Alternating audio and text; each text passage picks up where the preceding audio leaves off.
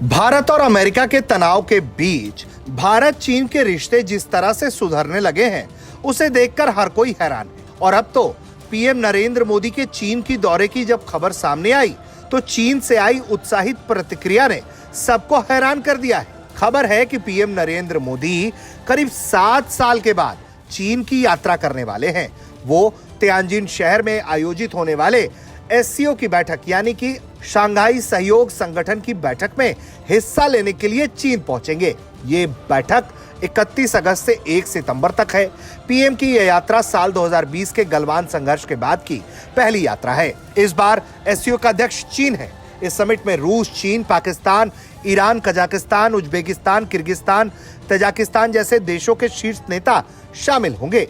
PM Narendra Modi के दौरे को लेकर जो चीन से प्रतिक्रिया सामने आई है वो वाकई में हैरान करने वाली है, क्योंकि चीनी विदेश मंत्रालय के प्रवक्ता गुआ जियाकुन से जब ये सवाल किया गया कि पीएम नरेंद्र मोदी के चीन दौरे की खबर है तो उन्होंने इस खबर की पुष्टि करते हुए कहा कि तियानजिन में एससीओ समिट का आयोजन होगा। इस समिट में एससीओ के सभी सदस्य देशों के नेता और 10 अंतर्राष्ट्रीय संगठनों के प्रमुख शामिल होने वाले हैं। यह एससीओ के इतिहास की सबसे बड़ी और भव्य समिट होने का दावा किया जा रहा है। इसके साथ ही चीन ने यहाँ जो कहा वो काफी ध्यान देने वाली बात है। चीन का कहना है कि उसने पीएम नरेंद्र मोदी को समिट में शामिल होने के लिए आमंत्रित किया था और अब उनका स्वागत करता है। प्रवक्ता ने यह उम्मीद जताई कि सभी देशों के सहयोग से यह समिट एकता, दोस्ती, सकारात्मक परिणामों का प्रतीक बनेगा। पीएम नरेंद्र मोदी का चीन दौरा इसलिए पूरी दुनिया में चर्चा का विषय बना हुआ है क्योंकि हाल ही में भारत और अमेरिका के बीच टैरिफ वॉर की शुरुआत हो गई है, जिसके तहत अमेरिका ने भारत पर 50% टैरिफ लगा दिया। उसके पीछे की वजह है भारत और रूस के रिश्ते, क्योंकि भारत रूस से लगातार तेल खरीद रहा था और अमेरिका को यह बात खटक रही थी।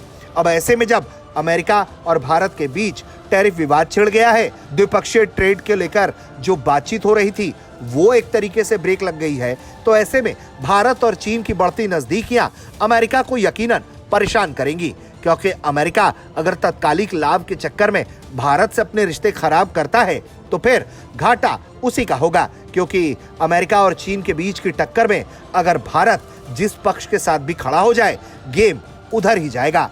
यानी कि इस पूरे गेम में भारत की भूमिका गेम चेंजर की है। ऐसे में भारत और चीन की बढ़ती नजदीकियां पूरी दुनिया में चर्चा के विषय में है और चीन ने जिस उत्साह के साथ पीएम नरेंद्र मोदी के स्वागत करने की बात कही है उससे लगता है कि चीन भी चाहता है कि भारत उसके पाले में आ जाए।